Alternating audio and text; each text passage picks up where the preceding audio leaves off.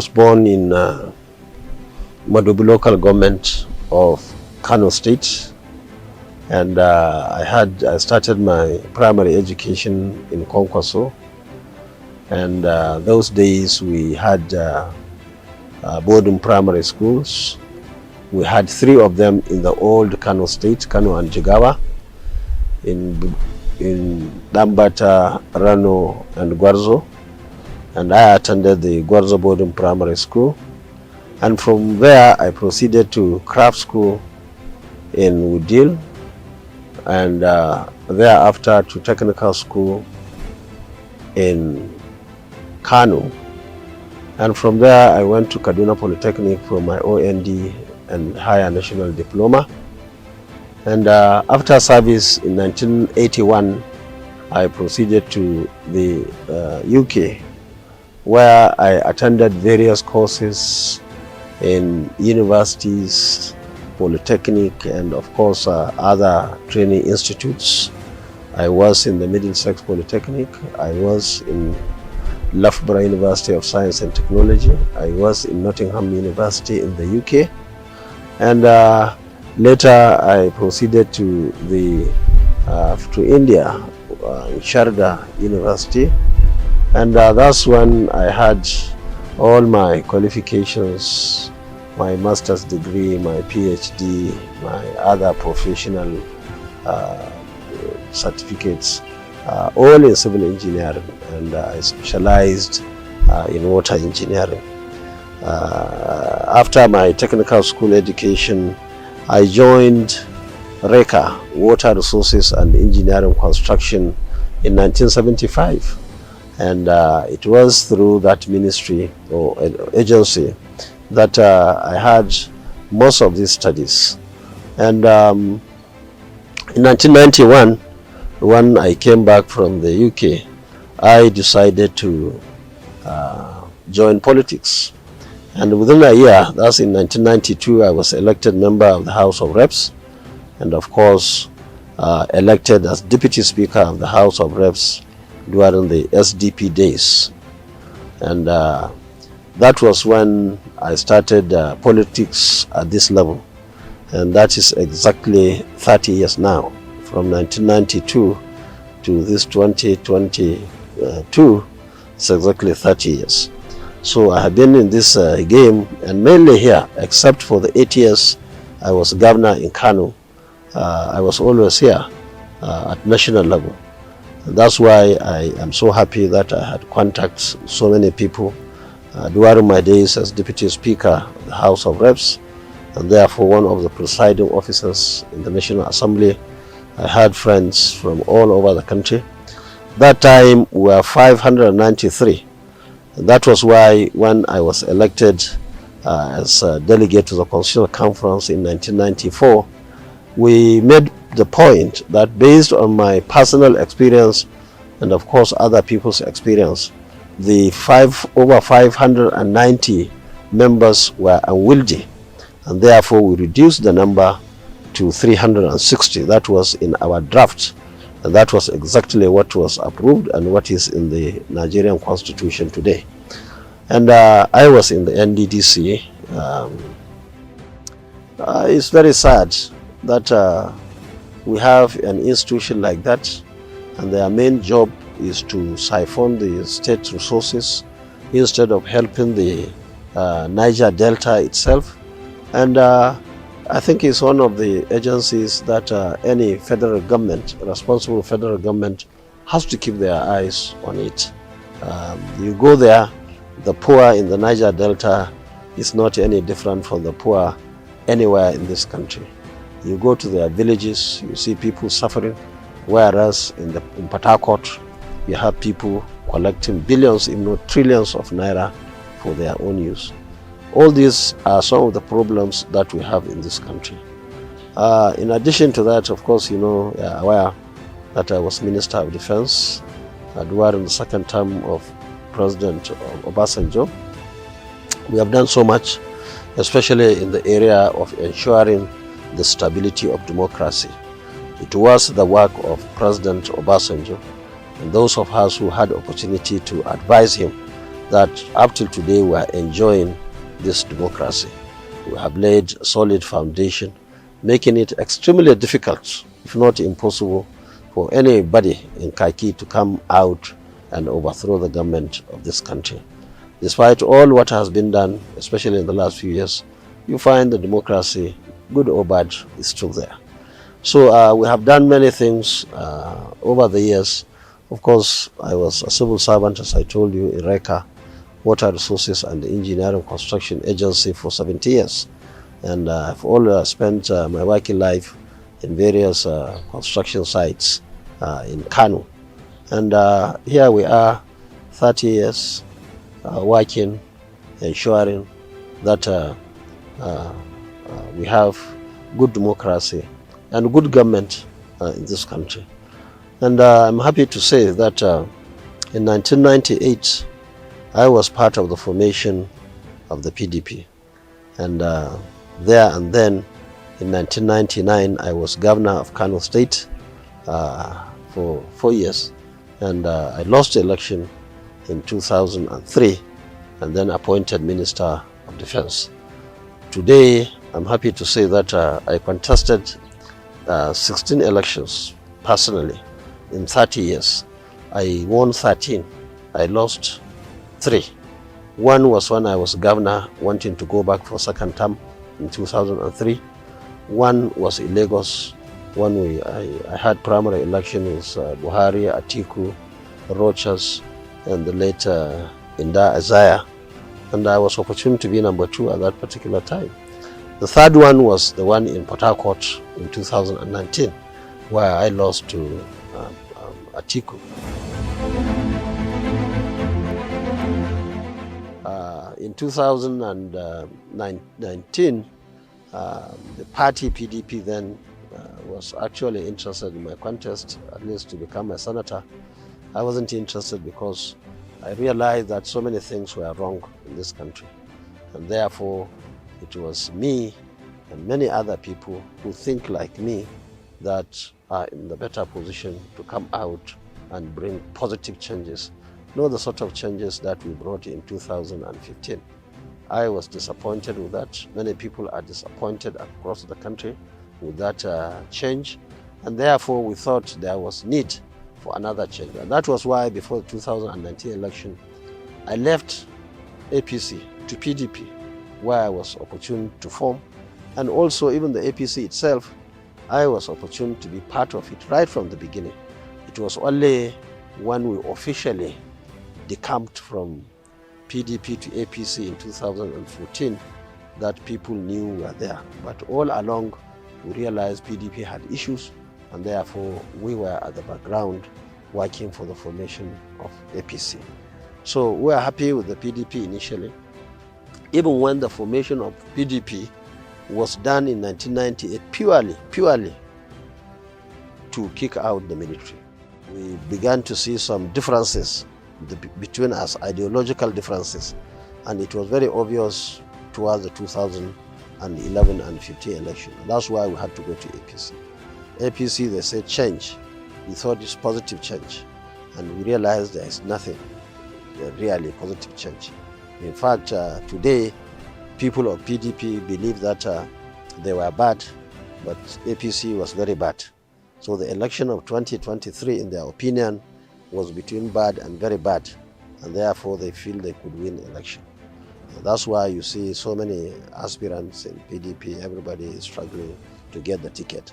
What do they do with the ticket? They take ticket and put it at the Federal Secretariat of the PDP and ask members of the party to come. I don't think there is much a number of people that they can really call themselves PDP or APC. People today are looking for individuals and people of high integrity and people who have the capacity really not only to win the election, but to ensure that they put government of a good government in place to ensure that people, especially the poor in this country, have something to do. People can send their children to school. People can travel from here, Abuja, to Kaduna, to Kano, to Enugu, to Sokoto, without thinking of somebody who would stop them on the road or even come into their homes to pick them or to kill them. So in summary, these are some of the things that we have done in the last 30 years. But I think the latest one is my leaving the PDP to form or to join the NNPP. And we are so happy that I am in NPP today. We have carefully, right from the last 1 year, decided to select people we can call like minds. Small number, it went big. We are meeting quietly until we reach 1,500 Nigerians, senior Nigerians. And that's when we went and launched it at International Conference Center. And I'm sure you know the TNM I'm talking about, the national movement. And from there, we have the NNPP. We are very lucky that we have somebody of integrity, somebody who is upright, somebody who has registered the party in the last 21 years. And he was keeping the party, believing that some people one day would come and take over the party, of which that's exactly what happened. So when we went to him, he said yes. God told him to register this party, he did. And God told him somebody will come and take over the party, and I believe it's you. And then he gave us this party. No monetary compensation whatsoever, no nothing. We are so happy to the extent that we decided collectively to select him or elect him as the chairman of Board of Trustees. That's Chief Dr. Boniface Onebeno from Anambra State. So we're working very hard in the party. We have registered, in fact, registration is ongoing across the country. We have had our congresses at ward, local government, state, zone, and we had our national convention on the 30th of March. And all it went very smoothly, believing that we now have the solution to all the issues that we have in this country. The issue of economy, the issue of security, the issue of infrastructure, and of course, the issue of the politics itself, because the politics is not stable. That's why you find people leaving PDP en masse to join NNPP across the country. So also from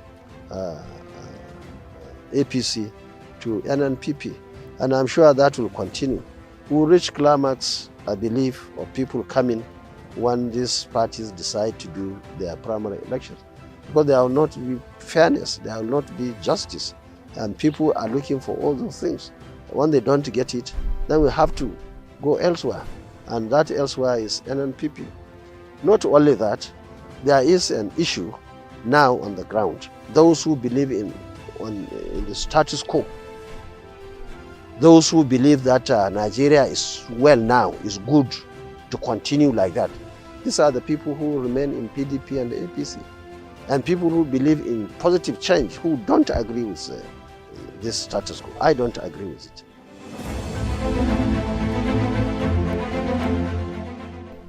In Kano, for the 8 years I was governor, we proved to the world that we are capable, we have the capacity to do the right thing.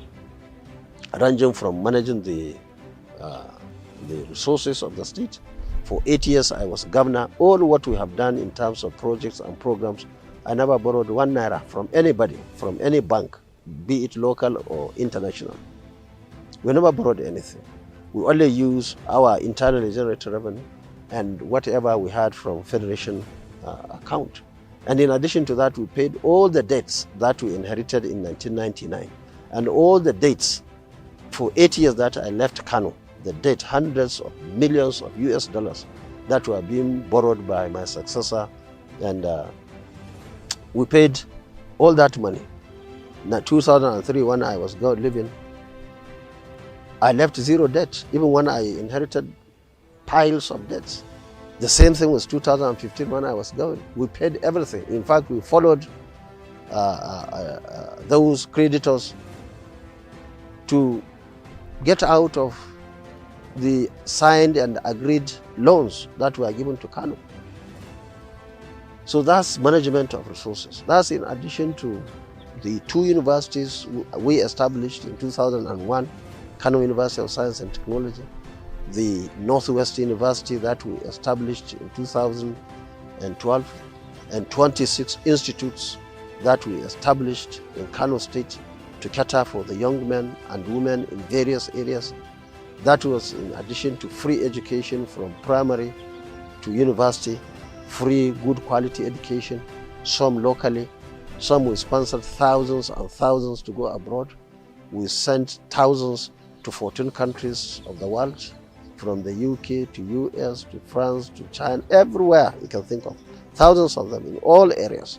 We trained over 300 doctors in one program abroad. That's in addition to the local ones that we trained or sponsored locally. In fact, we worked with so many universities. In the private sector, we worked with Al-Qalam University with over 400 students. We did with Ibnidion, we did with Bells University, we did with Crescent University, we did with Abti University. Each one, we had hundreds and thousands of students in private universities. That's in addition to the 4 universities that we selected and built 300-bed hostels free of charge, just for admission, for Kano State, to encourage them to admit our students. We had one in Al-Qalam, we had one in Sokoto, Usman Danfodio University, we had one in Maiduguri, we had one in Ahmadu Bello University. They call them Kwankwaso hostels. We built them free of charge. And I can tell you, 2 years into my government in Kano, there was nobody who had university qualification and who wanted to go to university who did not get admission and who was not sponsored. In fact, we had a committee under this governor now, then deputy governor, to ask people on the radio, on television, everywhere, on social media, any Kano indigen, to come up to go to university and other tertiary institutions. During our time, there was no child in Kano that did not go to primary school, and properly accommodated. We built thousands and thousands of classrooms. We trained thousands of teachers and retrained them. And the same thing with secondary schools. We built hundreds of secondary schools in Kano, 44 technical schools, 44 schools for Islamic studies schools in Kano. And we had law in Kano, is still there, that nobody should take any of Kano State child to any state for Almajiri. The law was there, it's still there. And nobody should bring any child for Almajiri in Kano. We worked together with ulama, we worked together with the people of Kano. We had 100% support of them. And there was no Almajiri on the streets, because I believe a country or a state was Kwankwaso, and the governor, Aliko Gote, the richest man, Bua, one of the richest, and many other people, Dantata families and so on. We shouldn't have our children begging.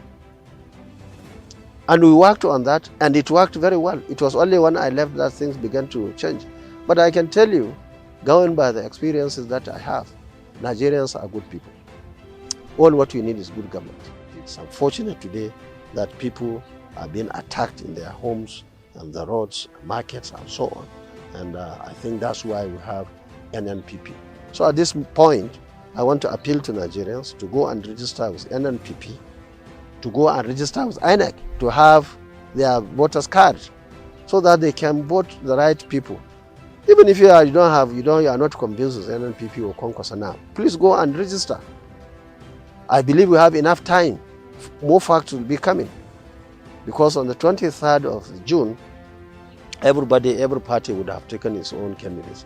And from that early June up to the end of the year plus January, even first election will come on the 25th of February. So there is enough time to think and rethink.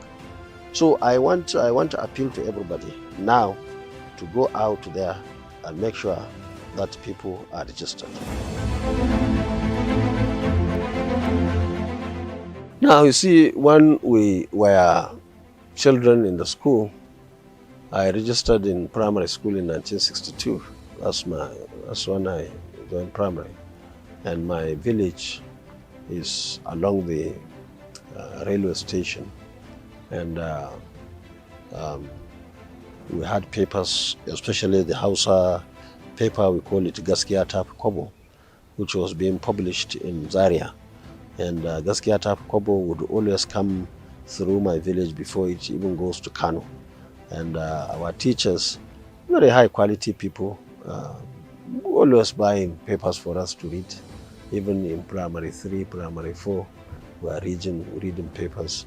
Primary, even before I left for boarding primary school in Gwarzo, we are very conversant with the politics at that particular time. And that very young age, we had radio stations, BBC, and so on and so forth. So we had a very good source of information. And my local government at that particular time was a local government well known for NEPU. And then later in the Second Republic, PRP. So we were of the NEPU and PRP stock, headed at that time by late Malam Aminu Kano. We are so young and too young to be very close to him. But we have people in villages and towns that go around to talk to us. And we had opportunity also to read and make up our minds where to go. So those of us at that particular time believe in Aminu Kano's ideology. So Malam Aminu Kano was somebody who believes in Talakawa. Malam Aminu Kano believes that unless these people are being catered for, there will be no peace. And many years after his death, one can say he's been proved right by what we are seeing today. So it's not too late. It's better late than never.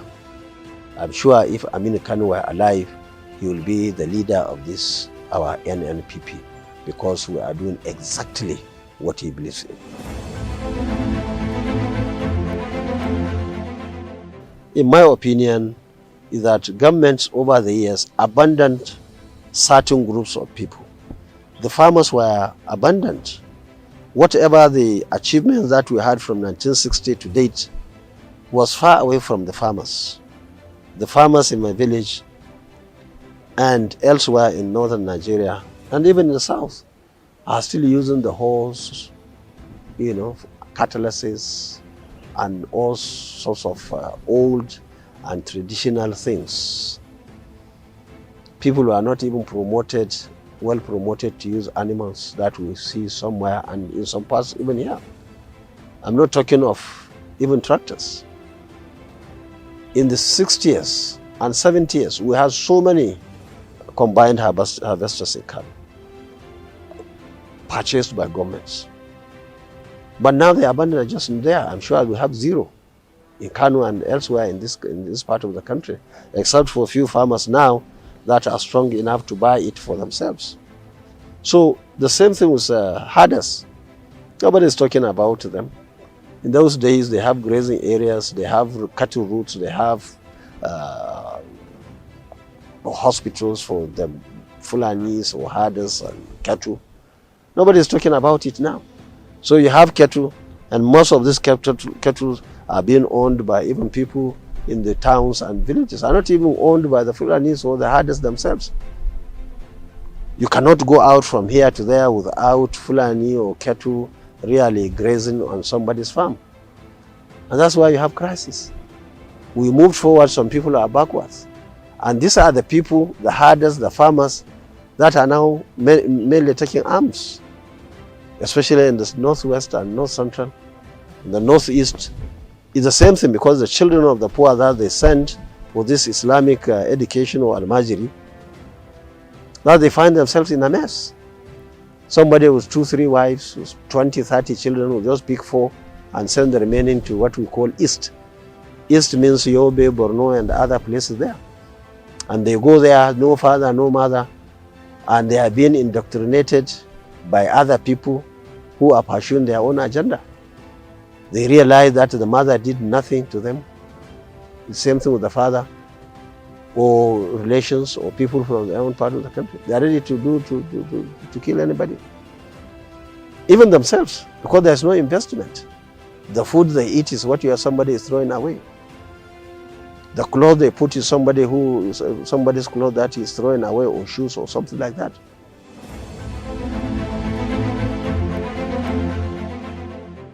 When I was a child, there was nothing like fertilizer.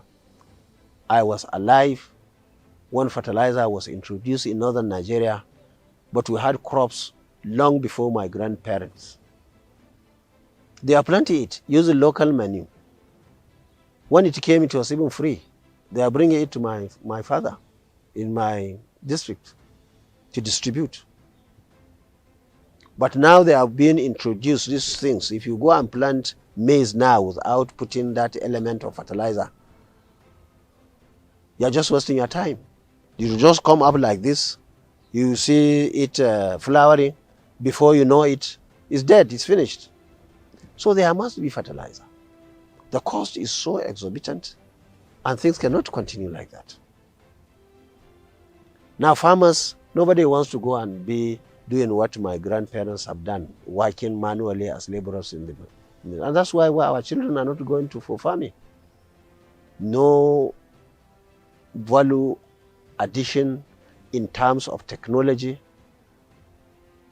People will be happy with tractors on the farm.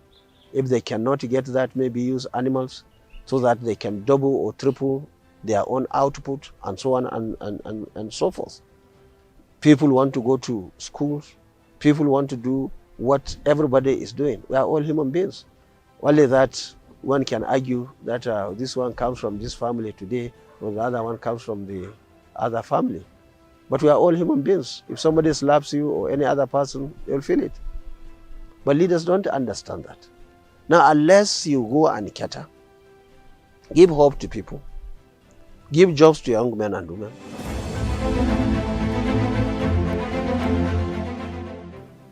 Governments should learn their experiences. It's not just good that you are governor or you are president, you are just enjoying yourself, you are eating well, using the best hospitals in the world, or putting the best clothes for yourself and for your family. Don't believe that because you are looking good, we are happy. We want to look good. Everybody wants to look good also. Don't believe that because your children are rich, everybody should be happy. No. What people are saying is, look, we don't have to be as rich as you or whatever, whoever is around, but let's cross the line, poverty line. Let's have opportunity to eat at least 3 times a day. Let's have good clothes, good accommodation, good job. That's what people are saying. If you win, you look back and see people who supported you and make sure that you give them opportunity to improve their CV, to earn a living, and so on and so forth. What we have today is that whoever becomes president or governor, all others who are in other parties are his enemies. The only people he likes are people in his party. And even them, he'll take small chunk, small percentage. All others are angry. So that's the beginning of the problem. The politics itself must be right. Thank you very much.